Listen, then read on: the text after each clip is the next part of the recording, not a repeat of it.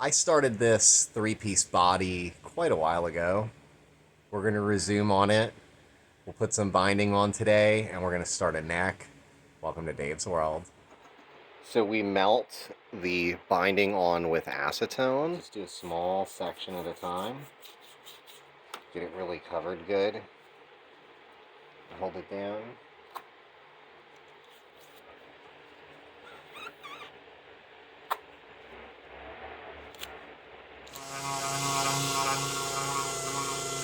Nice perloid binding here, a little different than usual, but it'll look really good with the pick guard.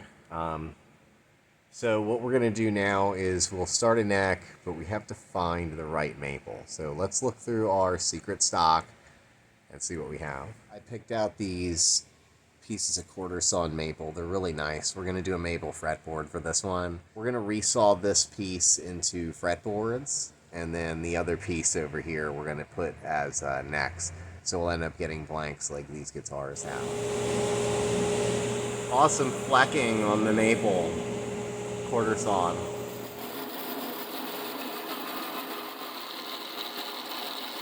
When you do this, it'll be a heel adjust truss rod. As always, they're the two-way modern truss rods, so we'll route this in. Glue on, very nice.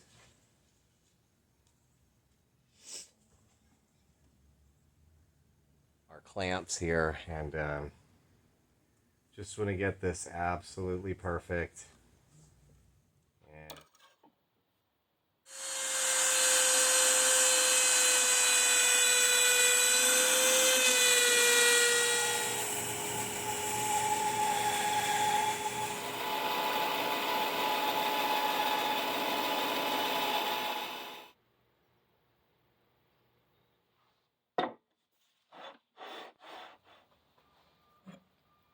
there's like big rigs running outside.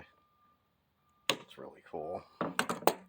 This streak going through here, that doesn't bother me. I think it's gorgeous. These perfectionists all have to have like the clearest piece of wood, and like I say, I mean this piece sounds good, and it's gonna feel good once we make these frets and neck perfect.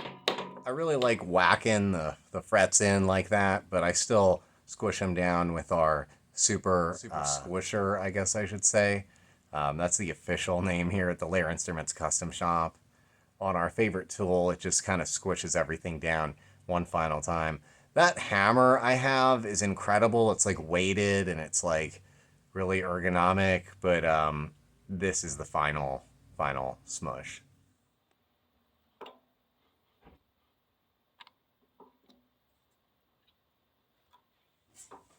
So we're back to our fun and games here with our fun three-corner file.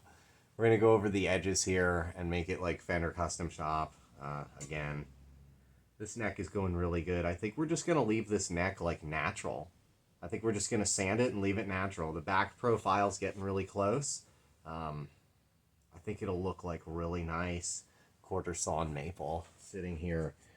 Today is Saturday. It's like noon, 12:30 Saturday. I really enjoy coming in here and working on this. It feels really good working on this maple.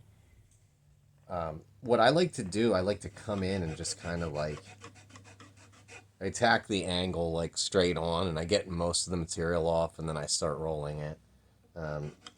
You know, it takes a couple of minutes to do each one in between, which, you know, adds up to, I guess, like a few hours on each guitar. But it's like all the difference is in little things like this. You can really hear the vibrance on this one. It's got a really good tone. Really cool rolled edges. We're going to go ahead and start shaping the back profile. I don't know what profile I'm going to make this. Maybe like a, well, we'll let it kind of pick itself. We'll just kind of carve away at it and see what happens. So I'm still letting this neck sort of shape itself. I just got it started. I just kind of eased off the edges with our super file. ton of sanding. We have our edges all done for our fretboard. We still have to round the edges on our headstock, but really, I'm just going to finish sand this to a higher grit, and it's going to the spray shop. We'll sand our body too. That one I kind of didn't document as much of the building process, but it's a 3-piece alder body, which I usually don't do too many 3-piece alder bodies anymore, but we had it, and I wanted to make a guitar. So we're going to paint this one. It won't really matter. It's going to be a really cool, like, foam green. So our afternoon continues here in the spray shop as our intense afternoon light hits our gorgeous city streets. You gotta make sure you agitate your material really good. This is sealer. So it has sanding aids and all types of good stuff in there. So you really gotta agitate it. So I still have our fan on so I don't fry my brain too bad here. It's bad enough. But we're going to mix this up and get this to be like a nice foam green. But we got to get our coloring all mixed up. And I got, like I say, all sorts of dyes and everything here. There's specific mixtures that you go with. You don't want to just like dump a bunch of this in. You can't just overwhelm it with too much of one thing or another. But that's like more finishing 101, which I kind of learned in the cabinet industry. But a lot carries over to this. Sure doesn't look like foam green yet, but it will. We're just going to start here. I'll tell you what, it's pretty voodoo looking right now with those dyes in it. Looks like something you should not be around. Like olive drab. Green right here. We're not going for that, but we're getting close.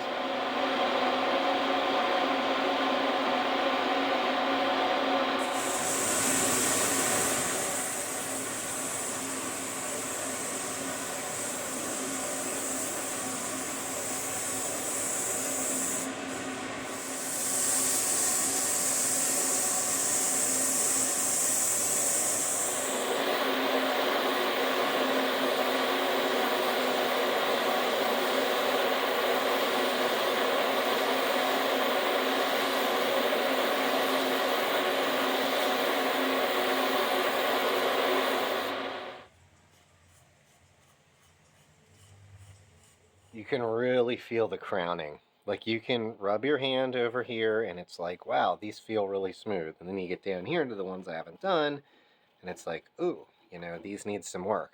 This file is absolutely awesome. It's like StewMac, which is Stuart McDonald.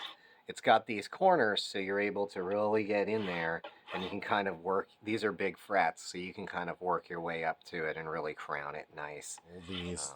I like to come in on it and just kind of take that little bit of lacquer off the edge so it's still a raw fret to work with. Make sure there's no sprout or anything on the edge. This file has a little groove on it, so I can't let it touch the fretboard. But what I do is I just kind of start on the top of the fret and just kind of roll that edge and break it.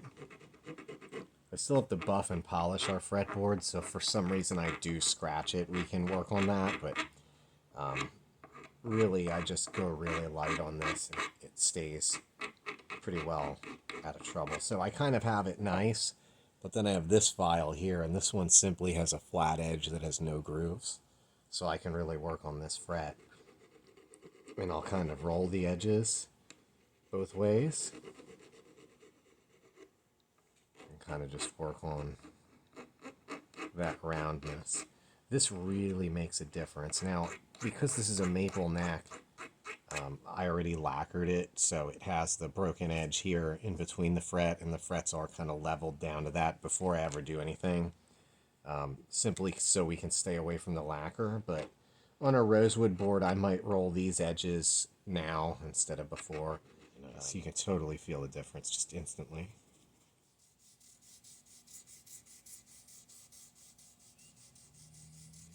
Got to wet sand between all these frets. It can take a really long time.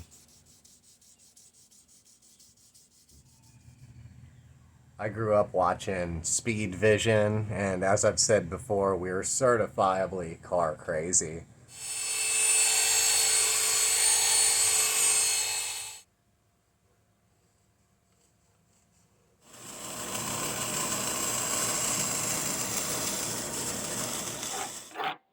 We could roll our edges, you know, doing it like a router bit would be like everybody else, but I started rolling the edges with a file and just kind of doing a chamfer that way, and it's really cool. It kind of gives it a real handmade look. All genuine Fender stuff here. I just like this tighter string spacing, really nice American bridge. These raised vinyl decals are a little bit different than the water slides, and I don't know what I like more. I kind of just like them all. But those clip-on tuners that everybody uses but me, I'm the only person left that doesn't have one. They do mess with the decals if they get like really hot. So we changed some things, but in the end of the day, they're very durable. Love soldering. The Fender master builders are amazing. Like, I love those guys. And if you look on their Instagrams, in the background, all their tools, they're the same that I'm using. The Music Nomad nut files, they're like, I think $100 for a set of these. These are not the $300, $400 super special whatever. This is all they're using, and I have found after buying the expensive ones that I just went back to these anyways. So pretty cool. But this guitar has kind of worked itself into my lifestyle, and it's become one of the most important guitars, if not the most important guitar, at the Lair Instruments custom shop. Not to say they aren't all incredibly important. They are. Every single guitar and customer means the world to me. But this is the guitar, number 36. We're like 15 guitars past that by now that we've sold. But this guitar has been the test subject for all of our Lair custom shop pickups, at least tele pickups. So it's kind of just had like Alnico 2s, Alnico 5s. I've played out with it. I've done everything I can to kind of really use it as a great substrate to gauge the differences between all of this stuff with pickup making.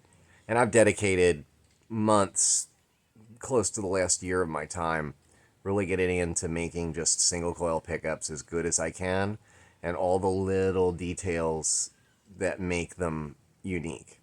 So this guitar, I'm going to wind one set of pickups for it and go ahead and put them in the guitar. And it'll be kind of the perfect set. And we'll go ahead and test it out and finally list it on Reverb. It's a really special guitar. Personally, I just love the neck of this guitar being chunky, but the maple and alder are kind of a stereotypical sort of, like I say, substrate. So let's make a really cool set of pickups that'll be just perfect for this one. We'll pick it back up, and after having this guitar in my possession as my main guitar, we'll finally get to listing it on Reverb. But let's make these. These are the start of our Lair custom pickup set. It's the Flatwork. I buy these from Mojo Tone. There's people that make them. I'm not going to make them, but this is, you know, Mojo Tone, really nice flat work. So we'll punch in our magnets, and they are going to be different staggered magnets. This is going to be a lot like our Roadhouse Outlaw 9100 series Night Prowler pickup set, but that's in a later video. This will just be kind of a rendition of those pickups. So we'll punch in our magnets and get these going. People message me and they'll ask, you know, why it's my favorite tool. And it's because it's so versatile. I mean, you can do so much with this thing. I load my magnets into the drill press. I don't use my tool like it's not a drill bit or anything. It doesn't need to be in there super tight by any means. And these don't get punched in, like, it's not that hard to do. You just pop it in there. It's enough to hold it on, but it's not enough to be, you know, problematic. So that's just 3 of them. We'll keep it going. So I got us right here to like almost 4,200 wraps, and it's looking fantastic. I have no. Let me get something quick. Can I get something quick? Hold on a second. So, just a guitar pickup, right? Well, this is Seymour Duncan. Pretty expensive. I think it's the 63. I guess it doesn't say it on there, but this is a good Seymour Duncan. And it's got, you know, it's a Strat pickup, but it's got all the wraps. But if you notice, it actually is kind of like the wraps are taller in the center. That actually gives you a different tone. So I prefer to get mine totally flat. Now there's still obviously scatter wound, but I think when a machine winds them, they just sound so clinical and sterile. And I don't know if a machine wound this, but the fact that it's fat in the center, I think that they're probably going for a certain tone. Don't know for sure, but I like mine to be totally expensive pickup. And super staggered too. I don't really like how low that B string one is personally, and I don't understand why these are so tall. I think it should kind of be the opposite. Anyways, back to the lady at Fender. We'll get this going. Of course, she builds hers up in the center by kind of left to right. I talk about this every time, but it's all I think about. She'll just kind of zigzag in the center and then go back and forth. So our single coil here, I've got our neck pickup. We'll wax pop them first. Man, I love this guitar. When I was starting this year off, I had a lot of orders to start off, and I kind of got up to the summer and I realized, wow, I have to play out 3 times a week. And it was a great thing, but it kind of takes a little bit away from our YouTube and our guitar production, but all is well. But what I did was I used this guitar for pretty much every show I played this summer. And I kept changing pickups, rewinding pickups, changing pickups. We had Texas Specials in it for a little while, different brands, and putting my Lair Custom Shop pickups in here as well. And just figuring out like wax potting and how to get them absolutely perfect for the tone and just the string separation and everything that I want. So this guitar, as it sits, has my like Night Prowler Lair pickup set in it, which has got the higher D and E string pull pieces, but really cool. And these will be the pickups that stay in it. I really feel like in the end of the day, if you change pickups 100 times, it's still the same guitar, and it still has pretty much the same characteristics about it. But we could get into that for another time. All I'll say is, with these pickups, really makes this guitar pretty much optimum for what it is with the alder and the maple. So I have taken it to quite a few gigs, and I wasn't really sure which one we would film it. We have a cool one tonight down in Maryland. We're going to go to like a real honky-tonk saloon and play like a real country show. This one will be kind of like our home track, the Winter Circle Saloon, where they line dance and drink alcohol. This is the original Cancun Cantina. So we have arrived. The Cancun Cantina. This one's down here near like Baltimore, Maryland. So we'll go in and check out one. It reminds me a lot of playing down in Texas. I don't know how many of you guys have ever played down in Texas, but it's a lot like that. Let's go up and see what we have. So our steel guitar as usual, the Hammond Ashley Legrand 3, and then our Boogie amp. I have this amp up like 80% of the way, which is awesome. So our pickups are really good, like wax potted really well. So that'll give us kind of the ability to, you know, well, sound pretty good. This is for Stephanie and Aubrey Ray.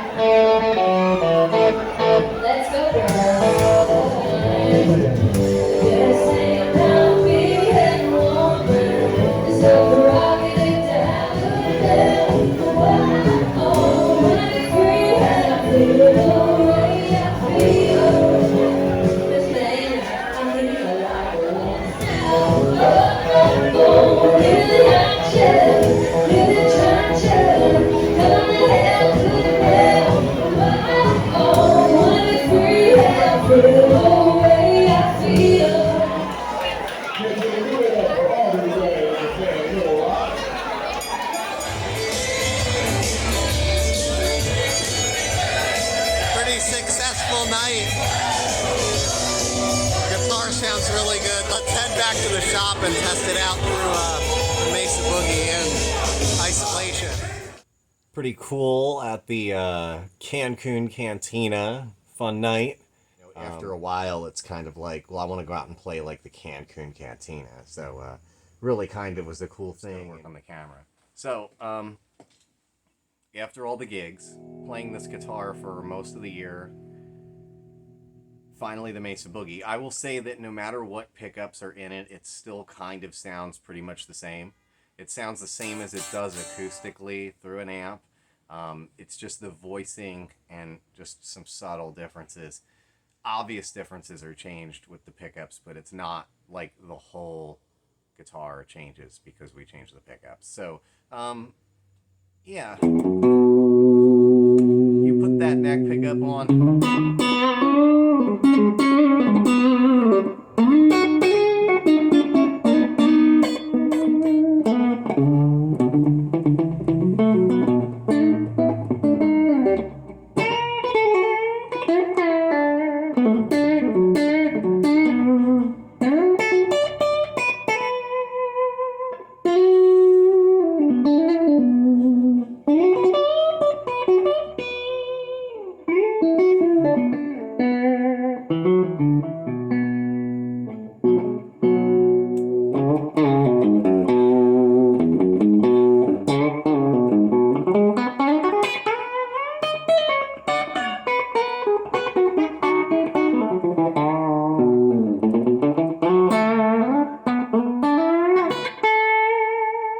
Plenty of sustain, you know.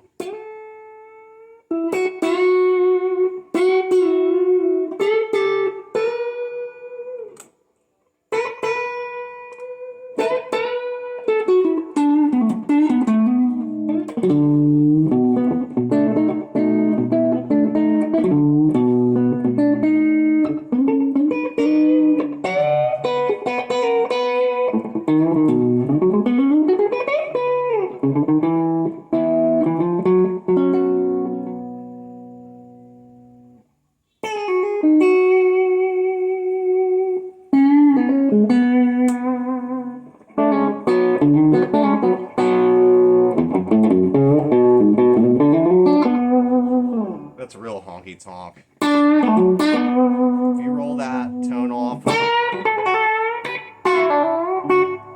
Yeah, rolling that tone back just a little bit gives you like the full on honky tonk, like spank without it being too in your face.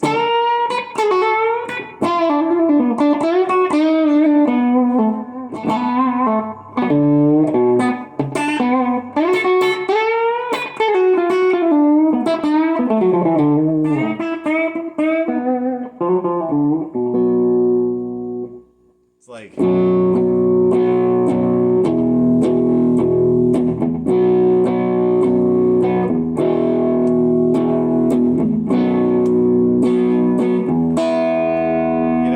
I think it uses like a phaser, but still.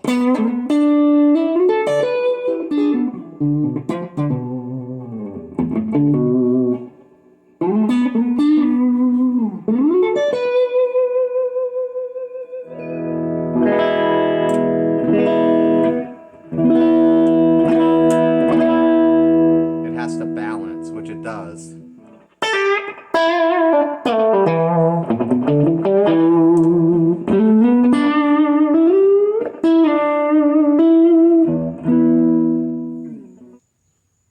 What more can I say? I love it. I love this guitar. I love the chunky neck. I love the body color. It's cool. It's not the lightest guitar in the world. That lends itself kind of to its tone. A lot of sustain, not a lot of treble, not a lot of high end, but it still isn't a dark guitar. It's really got a good tone to it, a really good quality.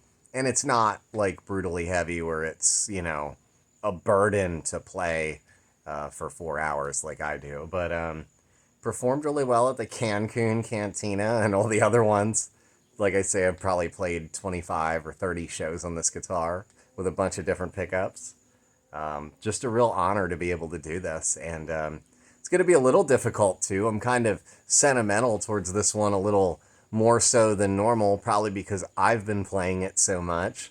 But we will list it on Reverb. I'll have the link in the description and, of course, the email in the description. I don't know about the orders, if we'll do like a ton of orders coming up, or if we'll just like, I don't know, do a lot more Reverb.com stuff. I guess it depends on like how crazy the custom orders are. Continue making really cool stuff and getting it out there to really cool people. But I always like listing stuff on Reverb just to sort of throw it out there and see who's interested. It'll be a lot of fun. A lot of shows this summer, making more guitars and just really enjoying it here in our shop. So thanks for visiting Dave's World. Squeaky or Buddy, I introduced him in the basket weave video, but what did you want to tell him? Oh yeah, we sold the guitar before we could put it on Reverb. It was not my intent. My intent is to get like, oh, I don't know, 30 guitars on there for people to choose from. But unfortunately, it's just tough when we sold everything. So thank you, Terry from New York. And we'll continue on. We do have some goals for next year, though, as far as just making these and getting them on Reverb. So stay tuned.